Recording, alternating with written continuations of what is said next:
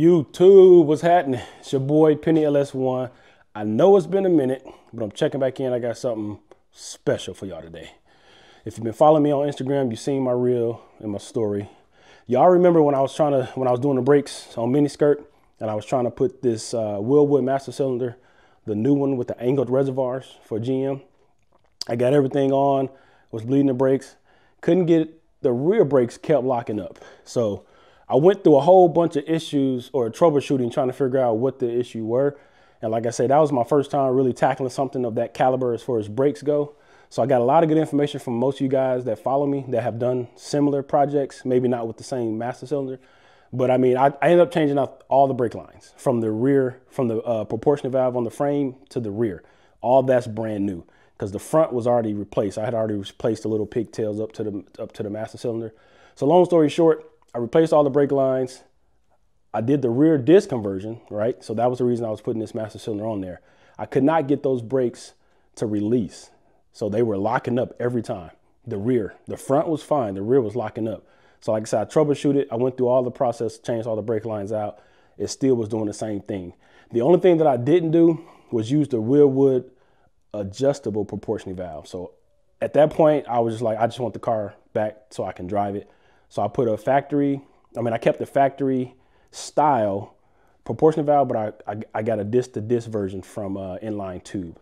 So that fixed the problem. Well, it didn't fix the problem, but I took off the Wilwood master cylinder and I went back with the stock and it worked. They're still kind of sketchy, but the brakes don't lock up anymore and the car does stop. But I've always wanted to use this master cylinder. So lo and behold, fast forward, because that had to be like a year ago, maybe. So company reached out to me. They saw that video of me troubleshooting this master cylinder, trying to get it to work. And they're in the process, at the time, they were in the process of coming up with a kit, but making it, I'm gonna say 100 times better. Okay, so basically what I'm trying to say is this particular company were in the process of putting together a kit using this Wilwood master cylinder to go on the G-body. But here's the kicker. Instead of using a vacuum boost, because like I said, a lot of y'all were telling me to go manual brakes. Some of y'all told me just get a new vacuum booster.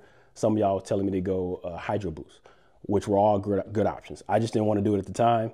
So this particular company, Retrofitinnovations, follow them on Instagram. They were in the process of putting together a kit with this master cylinder, the angled Wilwood master cylinder for GM. But instead of using a vacuum boost, instead of using obviously hydro boost, they're using a iBooster electromechanical boost, I believe is how it's pronounced. It's a Bosch product. These boosters come on the new generation Honda Accord, Honda Pilot, I believe, some of the Audis, as well as the Teslas. I've never driven a Tesla, but my mom has a Honda Accord. And every time I drive her car, I'm like, God dang it, what the hell? These brakes, I don't know. I never even bothered to look. I changed the battery in her car and I never even bothered to look at the booster. But according to Bosch, that's the same booster that's on the Honda Accord. And let me tell you, the brakes on there are freaking phenomenal. So Retrofitinnovations have put together a bracket kit that would allow that iBooster, Gen 2 iBooster to adapt to G-body using this Wilwood angled master cylinder. And if I get anywhere close to the braking power that my mom has on her Honda Accord with this same booster, hands down gonna be the best booster option for you guys. So let me show you, in case you forgot which master cylinder I'm talking about, let me turn you around. I'll show you the master cylinder and then I'll take you over to the table because I got everything laid out and I'll show you the iBooster and all the parts that came with it. All right, so this is the master cylinder I'm talking about. So y'all, if y'all follow me, most of y'all remember when I was trying to put this on and get it to work and I couldn't get it to, I didn't have any problem getting it to bleed. I just had issues with it locking up on the rear. And like I said, I never used the Wilwood adjustable proportioning valve. I kept the stock style disc to disc. So I don't know if that had anything to do with it or not. But after my research, what it turned out to be was the push rod. That little bullet that goes in here, it was too close as compared to the stock one. So when you put it up on the booster, the push rod inside the booster was actually pressing, it was putting line pressure before you even push the brakes. So once you do that, once you release the brakes, it still had pressure on there. So that's why the brakes were always locking up. So if y'all remember, I went through 2 sets of calipers to figure that out. So, but now I'm able to use this thanks to my good buddies over at Retrofitinnovations. Trust me, like I say, they reached out to me. I must have had an hour conversation, maybe 45-minute conversation discussing the collaboration possibilities. We came to an agreement that I would do the install, do a video, and give my honest opinion. And y'all know I keep everything 100, and my reactions are are pretty much genuine, because if I like something, y'all gonna know by my tone and my voice. So let me take you over to the table and show you the booster itself. All right, so let me run through everything that came with the kit. This is, like I said, this is an electronic booster. This right here on the front is a bracket. This is the stock mounting for the master cylinder on the that comes with this booster, and as you can see, it's clocked to where it'll be turned like that. In order for it to fit in the G-body, they made this bracket so that they can relocate the mounting bolts so that it'll fit a GM style or stock style booster for most normal cars. Because like I said, this come in the Teslas and some Audis and some Hondas. So this bracket is 6061 aluminum, and it's black anodized coated. The booster itself is powder coated, and this bracket right here is actually designed to mount on the firewall to go into the G-body. So this bracket does not come on this originally. This has also been engineered and designed specifically for this setup, and I believe this is also 6061 billet aluminum, and it's also black anodized coating. We got stainless hardware or stainless nuts. These are the serrated style locking nuts. It's got the serrations on the back, and then the ones on the front are the nylon lock nuts, but they're stainless as well. So that's the booster itself. And they've already, like I say, they shipped it to me already assembled with the bracket on the front and the rear. So I appreciate that. So that's one less installation that I have to do. And then as well as the push rod here with the little eyelet that's going to connect to the pedal in the car. So that's that. Also ships with this harness. This is a Bosch specific harness. As you can see, if I can get it to, so as you can see, it is a Bosch specific harness. It's a 3-wire setup. 3 wires. I mean, it can't get no simple. If you guys have done an LS swap, or if you've been doing anything on these cars when it comes to engines and swaps, this will be a piece of cake to hook up. It's got your black for your ground. It's got your positive 12 volt, and then the green one is going to be your ignition. This black one, they did send the inline fuse holder with the 40 amp fuse. So this just needs to go in line with the positive. And the instructions say to run them straight to the battery. So that's what I'm going to do. Run them straight to the battery. So inline fuse, 40 amp, straight to the battery, and then run that to the negative side of the battery. And the green one, 12 volt ignition. So 3-wire setup, and then you got your big plug and your little plug, big plug, little plug. Simple as that. And that's it. And they also shipped it with this plate right here, basically, that's going to cover the hole in the firewall, and that just goes on the back like this. So obviously the bolts will be taken off before I put that on. And then it comes, this is as you can see, it's a genuine GM. So this is going to be the gasket for that, to sandwich between the firewall and this, to keep the water from rolling, to keep the water from obviously from getting inside the vehicle.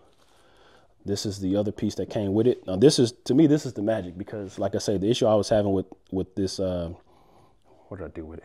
But like I said, this is to me the magic, because the issue I was having with this master cylinder to begin with the stock booster is the length of this particular push rod that goes in the booster itself. So they've, like I say, this has been engineered to work specifically with this master cylinder. And if you can see how it's set up, as far as the way it's designed, it fits right into the back, just like this. Okay, but when you stick it in the booster, the push rod that's in the booster goes inside of here, but there's no pressure on it. So like I said, it's been designed to fit like that. Let me see if you can see in there. So you can kind of see, yeah, you can see it. See the pin in there, or the push rod. So this is designed to go right on that like this. And then you can see from the side here that it doesn't stick out that far from the mounting flange right here. Let me see if I can get a good shot without falling out. You see that? So it's almost flush with that. So that's gonna work pretty good. I'm excited. So as you can see, I got a table full of goodies, all my tools. Got my bleeder, got my, what do you call that? The flare tool. Got a couple of them. because I haven't decided what type of lines I'm going to run yet. This is my 45-degree double flare tool. This is a 45-degree, but I can't find the double flare adapters for it. And this one here is a 37-degree tool, which is what I used when I did my AN lines on the rear. So I'm trying to decide if I'm going to run AN lines or AN fittings or the standard flare nuts. So I got them already. I got the flare nuts. I don't have the AN lines yet because I haven't decided. It's all going to be dependent upon how close this thing is to the fender well, because last time I had it mounted, when you put it on here, I don't know if I can get it in there with all the stuff in the way, but it mounted so close to this fender liner. Obviously I'm gonna have to make some custom lines either way, but if I can manipulate these lines, which I'm obviously gonna have to cut them, I'll cut them down and I'll bend them to get a 90 to go into here. I've got new fittings, like I said. If I can get these lines to work, then I'll keep them. If not, then I'll probably just bend up some new lines. And if I do that, I'll probably end up going with AN fittings just because. So what I'm gonna do, I'm gonna go ahead and start disassembling. I'm gonna get in the car. Well, first thing I'm gonna do is take this master cylinder off. I'm gonna take the fluid out. I gotta find my syringe so I can drain that fluid, disconnect the lines. I'm gonna tape up the fender, end fender, so I don't get brake fluid on there, just in case I spill some. I'll take the lines off.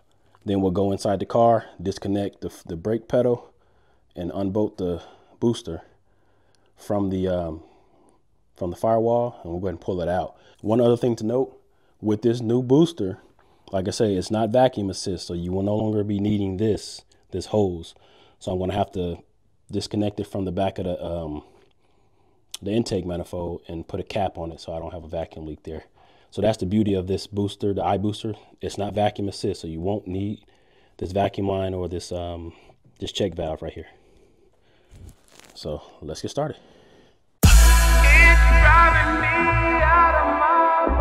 Yo, can't believe this shit, man.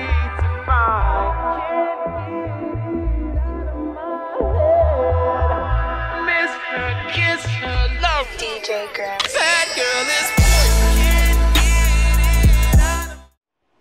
All right, so as you can see, I got the master cylinder off, brake lines disconnected. I'm actually working on the booster now, trying to get the bolts off from the inside underneath the dash, which is a pain in the you know what. I've got 3 of the bolts, 2 off. See those 2 right there with the green lock nuts. Got those 2 off.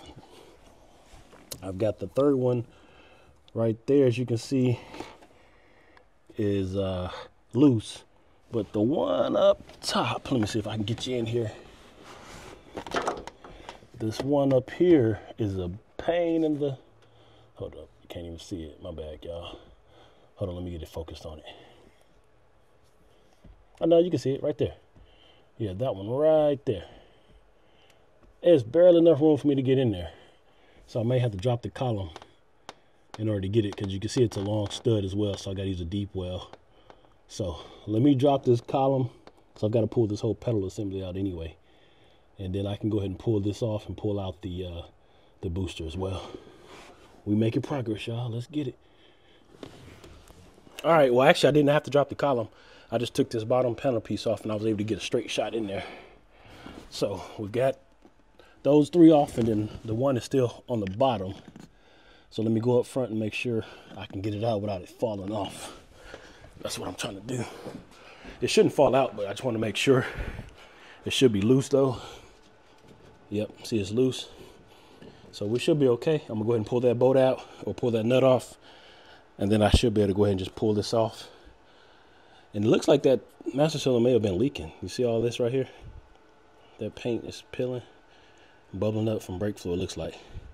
So let me get that last nut off, and then I'll go ahead and pull this out. All right, so we got the bolts out. So this should just slide right on out.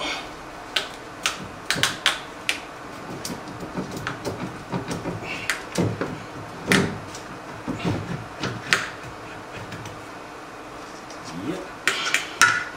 It's nasty behind here too. It sucks. Oh shit, I forgot to take the pedal off. My bad. I took the pin off the pedal assembly, but I forgot to pull that. I took the cotter pin off, but I forgot to take off the little stud. Yeah, let me get back in there and do that. Moving too fast. You can tell somebody's excited, huh? Can't you? Hold on 1 second, y'all. Okay, so I got it disconnected from the pedal assembly. I actually disconnected the pedal assembly from the top of the dash or wherever it's mounted to, because I'm gonna take it out and hit it with a wire wheel to clean up some of the surface rust and probably give it a coat of paint. So this is good to come out now. And I'll show you what I was talking about. I forgot to take this off the little piece on the pedal. I had already taken the cotter pin out, but I forgot to pull that off. So this one doesn't have that much flexibility, so it's hard to move it side to side.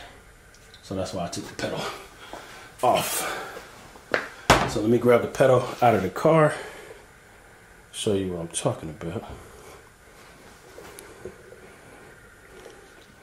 So like I said, I'm gonna hit it with the wire wheel.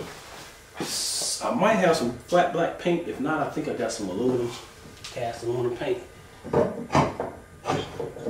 Just tight up under here. And wear gloves if you're doing this, man, because these gloves are getting snagged and everything. Your hands are going to cut all up. But that's what we're talking about right there. So, like I said, since I got it out, I'm gonna go ahead and hit it with some, hit it with the wire wheel just to clean up the surface rust. But this the pin I was talking about right here. I had to pull that off the booster in order to get it out. So anyway, so I ain't gonna hold y'all on this. Let me go ahead and I'll get my wire wheel set up on my drill. I'm gonna give you a quick preview, but we'll just put the wire wheel on here. Of course, we're gonna use some personal protective equipment, goggles, face mask, and we'll get this. Let me see. I got a couple of these wheels, so I'll get that. Where my goggles at? So yeah, we're just gonna hit it like this. Clean that up real quick. And we'll cut y'all back on. I'm gonna do it right here too, just like that. Yo, can't believe this shit, man.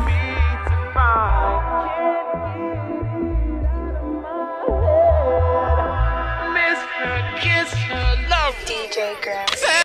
Okay, so recap. We got everything off. Here's the old booster. And here's the pedal. I went ahead and painted it up with just some flat black paint that I had laying around after I wire wheeled it. So now I'm mocking up the master cylinder onto the booster with the adjustable proportioning valve. And I ran into the first problem, which it was actually expected because we discussed this when I talked with my rep. So if you look at this bracket right here that was created, these holes are a little bit oversized, and that's because although these are positioned almost perfect to go into the pedal, it's not completely square. So what was discussed is that I may have to wobble out a couple of these holes in order to get the studs to come through and square up. So let me get it put on here. I'll show you what I'm talking about, because I was trying to put it on before I cut the camera back on, and I realized that I probably am going to have to do that. The only good thing is the nuts are, I guess you call them flange heads, so they do have the somewhat of a washer built on them. And if need be, I'll get a bigger washer if need be. So let me set the pedal assembly on here and show you exactly what I'm talking about. I should have did this before I painted it, but I'm gonna have to drill out probably one of these holes so I can get it to move over just a hair. It's probably less than a millimeter off, but let me show you what I'm talking about. Okay, so it's not that it doesn't line up, but it's off by just a about a hair. So I'm trying to get it on here so I can show you. See, oh yeah, you can see it now. So you see how that hole, the bolt or the stud is not coming through, and over here it's off. So if I wobble that out, well, probably have to wobble both of these out just a tad bit. Can't go too crazy because, like I said, the nuts aren't that big, and if I have to, I'll have to put another washer or put a washer on there. So let me grab my step bit, see if I can't give them one hit and get it wobbled out enough to make it fit so that it'll go on square. Okay, so I put a couple of nuts on it so it'll hold it in spot so it don't fall off. So the top two go in okay, but the bottom, so if you look at that one, it's top heavy, so the top part of it is sitting right on the stud, and then this one over here doesn't even line up actually. Hold on, let me set the camera down. Okay, so here's a better shot of it. So I took the master cylinder off so I could set it on its top side. So see how the hole's not lined up correct? And then over here, same thing. This one's almost. So I'm gonna get my step bit and drill that out. I'm gonna drill this one out first.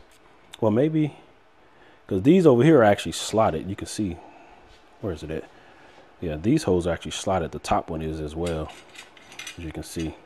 So these two are slotted, which is weird, and those two are fixed. The right side, but because if I wobble this one out, which I think I'm gonna do, I'm probably have to do them first, both. So let me go ahead. I'm gonna wobble this one out real quick, or not wobble it out. I'm gonna hit it with the step bit just to make it a tad bit larger, maybe one step, and then we'll retest it and see. So let's do that real quick. All right. So I got the hose enlarged enough to where it'll sit flush. Got it sitting flush. So I'm still in the mock-up. I got the eyelet on here, and I went ahead and put the brake, what do you call this? The brake switch on, because you want the brake to be pushed in with no pressure on the pedal. The brake light is triggered when you push the pedal. It releases that and gives brake light. So that's basically how you adjust this based on what I'm looking at. So I had to turn that down in order to get the pedal to go back to engage this button. So let me see if I can show you. And y'all probably already know what I'm talking about, but do the mock-up on the bench, because I'm trying to do this under the car.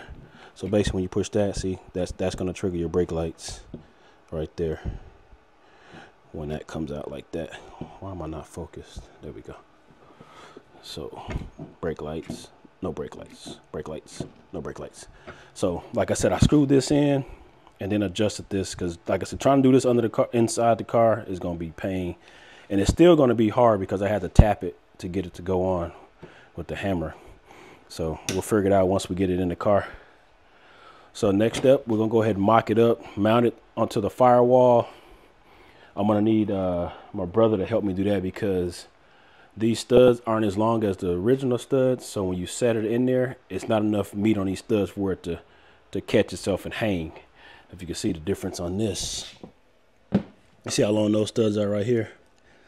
So basically, this thing can sit in there and lean on the hose, and then you can get inside and put the pedal in. These aren't that long, because when I mean, obviously you can see they're not that long, but when I put it in there, it's top heavy or front heavy once that's on there, so it's going to tilt that way. So when I had it in there, or had it mounted right here, it was leaning when I let it go, and it's not enough meat on the threads to hold it in place. So I'll get my brother to help me with that. So we're going to take a break, but I'll cut y'all back on in a minute. We're doing a straight dry mock-up now. We're not connecting any brake lines. We're not doing any bleeding. So we're going to mock it up. I can go ahead and connect the pedal assembly. We'll get the booster mocked up, and then I can go from there as far as bench bleeding the master cylinder and getting the lines figured out. So, but so far so good. Like I say, it is going to take some modification. So if you're not into modifying your G-body, you know what I'm saying, this might not be the kit for you. But if you're ever swapping your G-body, it's not much on the car that you haven't already modified anyway. Trust me, I've modified so much on this car, it's ridiculous. So let me cut y'all back on in a minute once I get my brother out here to help me get this mounted on.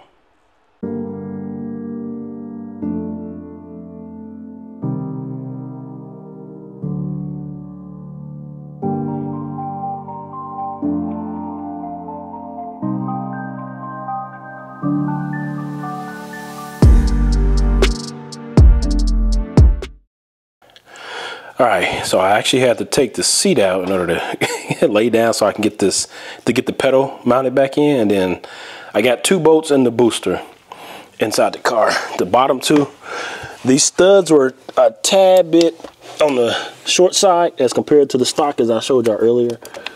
But I know it's a rat's nest on here, but you can see it right there. Let me see. You can see it. So I got the bottom one in right, that wire, there you go. So I got the bottom one in on the left side, and I got the bottom one in on the right side. But it's enough stud, but you got to go through the bracket, the firewall, and then the pedal bracket. So, but it's just enough. See how the stud is all the way to the end of the bolt, so, or the nut. So that'll hold. So I got, like I said, I got the bottom 2 in. See if you can see the other one is right there. So let's go up front. Yeah, them wires is a mess. I'm gonna have to do something about that while I got everything disconnected. But so we got it mounted. It actually looks pretty good. The only thing I'm gonna have to touch up is right here, because you know I had painted the firewall. So now that bracket is, it doesn't come up. It probably should have been cut just a little bit higher to come all the way up here. But that's okay. It covers what it needs to cover. So I'll just touch this up with some paint, and hell, I might pull it back off and paint it once I get everything figured out here. But it doesn't look bad at all. So like I say, still in the mock-up stage. Let me put the master cylinder on, check for clearance on the fender well here, or the inner liner. I'm probably not going to be able to use those brake lines. I think I've already made a decision. This the next day, so last night I was kind of contemplating on the brake lines. I'm probably just going to go ahead and bend some new ones. I did buy some brake lines, so I already have a 3/16 line and fittings. So let me throw the master cylinder on here and check for clearance, and I'm probably going to go ahead and jack the car up, get under there, and disconnect those lines from the proportion valve that's mounted on the frame. So let's get the master cylinder on here and see what we look like as far as clearance. All right, so let's go ahead and put this master cylinder on. Put it on in pieces since I already disassembled it. I'm not gonna put the push rod in just yet. And with this adjustable proportioning valve, you do need to put these spacers on. They go in between the bracket and the bolts, or the studs. So spacers go on first, then this. Keep it loose in order to get these short lines into the master cylinder, because if you tighten it up, you won't have no play in order to get these in. And then you can just tighten them down once you get it mounted. But yeah, you want to get these in. See, that one I can't get in. Loosen that up. Yes, I got fluid in there still running through the system. There we go. So just lightly screw those in, then we'll snug them up with the wrench here in a second. So grab my lock nuts, put these on. Looking good, looking good. Boy, I tell you, boy, you would think this was a 10mm socket the way I be dropping it. All right, we'll snug these up. 15mm wrench.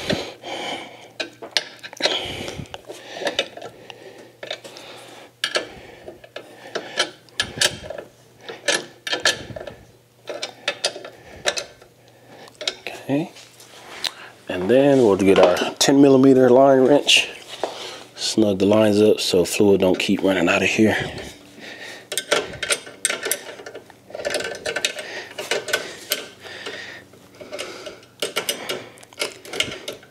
Then we'll put the reservoirs on here in a second.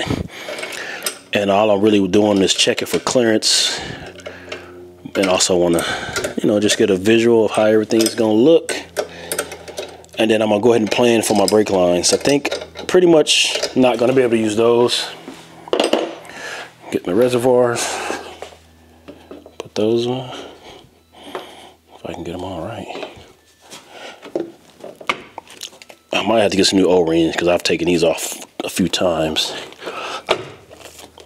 just to be on the safe side. So there we go. Not bad, huh? Get you a closer look. All right, tap down below. Tell me what y'all think. How does that look? Looks pretty good, don't it?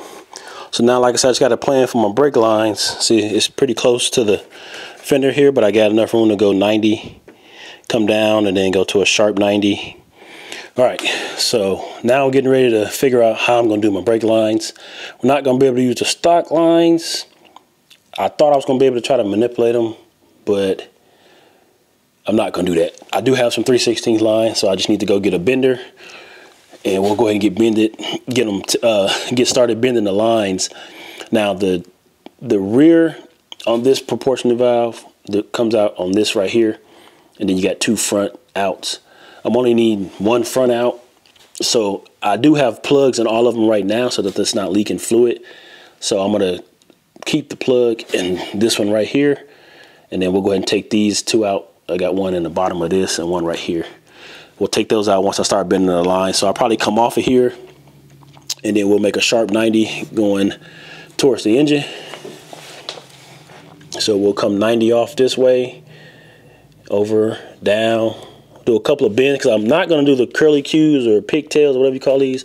So we'll just do a couple of 90s to get it bent down instead of just doing a straight drop, because we'll come over, down, and then go back that way and then down to the frame. So let me get planted with that. I'll probably go grab a coat hanger or something right there and get a test bend. But before I do that, I'm gonna go ahead and take these lines off so that fluid can start draining. I'm gonna remove the proportional valve that's mounted on the frame. We'll get my drip bucket down there, let that drain. Yeah, I'm gonna do that now so that way that can be draining overnight.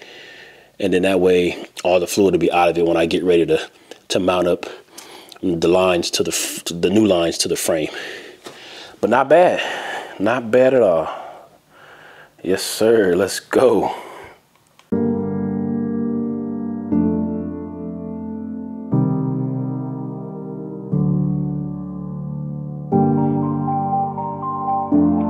All right y'all, so I went ahead and removed the curly Q pigtail hard lines. So I got that all situated. I'm actually waiting for my tube bender to show up that I ordered. So while we're waiting on that, let's go ahead and hook up the wire harness so I can figure out how I'm going to run that. And I had to run to the store to get some ring terminals. So I got my ring terminals for my positive and my ground. We're going to use these like solder connectors for the 12-volt ignition wire. So I got to tap into that. I'm going to use the same one that I have running to my electric fans. Got my heat shrink, all my pliers and cutters. This is the proportional valve that I just took off that was mounted to the frame. So as you can see, this was the original stock, and then this is the one that I was running since I got rear disc brakes. And I had mentioned that I had converted the rear line, the fitting on the rear line, I converted to a 4AN, just because it's easier to take off and put on and take off and put on as compared to these flare nuts. They strip out pretty easy, even when you're using the flare nut too. So that line is already converted to a 4AN, so I won't be able to use this adapter. I believe it's one of these. Yeah, because I'm going to basically run it. No, not that one. This one right here. So I'm going to run it from a 4AN to a 316 38-24. So instead of having this one on there, I'm going to run that and then have this mounted on the frame and basically have it, you know how you do it. You put this through there, mount that to the frame, and this will be the hard line that's running to the rear. And then I just need to drop the line from the proportional valve that's mounted on the master cylinder now down to here. So those are going to be the new lines that I'm running. And for the front, the lines that's coming from the master cylinder, I'm going to run it down to this, coming from the master cylinder, from the proportional valve, and then we'll just run out driver's side, passenger side, front. So that's my plan on that. I do need to run and get a spacer for this right here to accommodate, so as you can see how thick or how wide that is, or I can get a smaller boat, but I think I'm gonna get a spacer to keep it the same distance from the frame, because, well, we'll see, we'll figure it out. But these are the bolts that mount to the frame, so it'll fit in there. It's just extra long, so I can either cut it or just go get a smaller boat. I may even have some. I think this is probably what is that, an M8 boat? I may have some. So let's get the harness situated. Like I say, we're gonna run straight to the battery, positive, negative, and then we're gonna tap into my ignition, 12-volt ignition that's running to the fans. So that's it, 3-wire setup. You got your 2 plugs.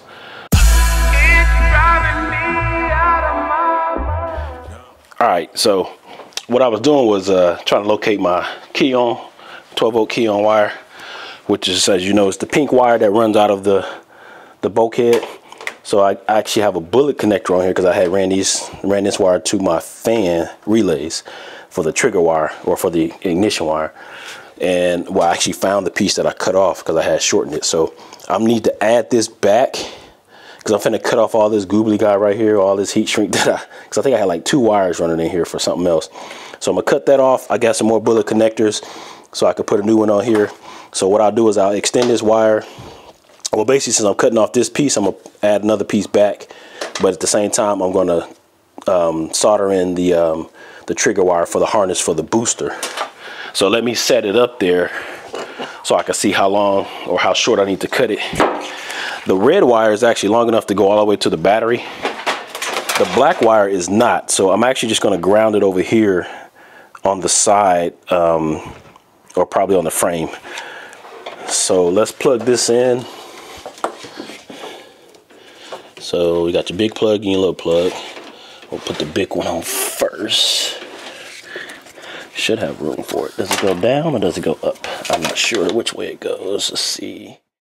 Okay, I got it, y'all. So I didn't have the plug. I didn't have this clip pulled all the way up. So I can get it on now. Maybe it got to be on to do it. Nah, that don't make no sense. But let's see. Get it on. Eagles and Ravens. Let me see. Oh, there you go. Okay, so it does have to be on there to actually close it. Yeah. Yeah. All right, y'all. So I got it. So that's good because I thought the harness went down. Otherwise, that was gonna run an interference into the fender well. So now you can just lock it in. I'm recording. That's why I'm talking to myself. So I lock it in like that, and then this top one goes over here, and it has a red little. I think that's the locking tab.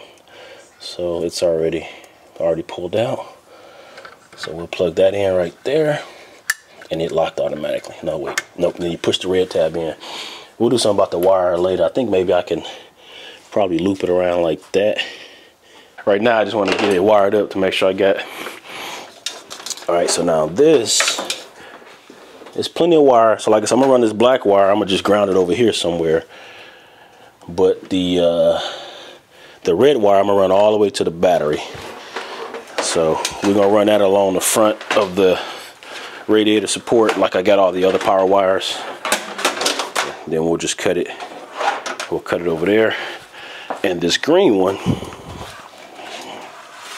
we're gonna cut it right here because I'm gonna put it in line with this pink wire. So let me get the wire routing down, and then we'll cut y'all back on here in a second.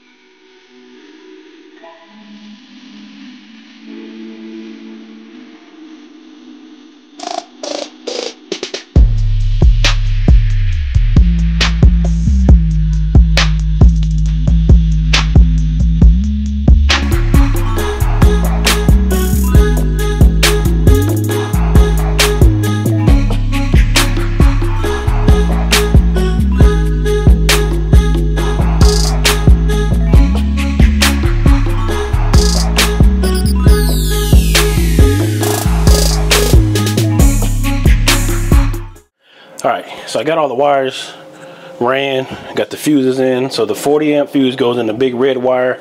There's a 5 amp fuse that goes in the 12 volt ignition wire. So I'm gonna tap this ground on the boat here. You should hear a click or something in the unit. So let's see.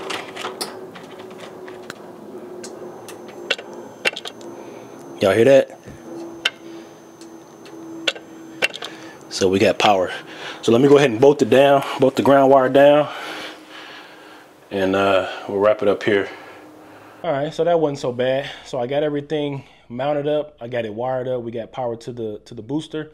I just need to put the top 2 bolts underneath the dash to permanently hold the booster in, and then I need to put the brake switch back on the pedal as well. So we'll get that done. We'll get the wires tied up. My brake tube bender just got delivered, as well as the tube straightener, and I also borrowed a vise so that I can bench bleed the master cylinder. So that's got to come back off, and we'll mock it up. Well, I'm gonna do the brake lines first before I take it off and bleed it, obviously. So I'm gonna make the new brake lines. Once I get everything how I want it, I'll take the master cylinder back off. We'll put it in the vise. We'll bench bleed it, put it back on, bleed the whole system starting at the rear. You know how that goes. So once that's done, I'm gonna get it towed to the alignment shop so I can get an alignment so we can take it for a test drive. So I'm actually gonna make a part 2 because this video is already running about 40 minutes long.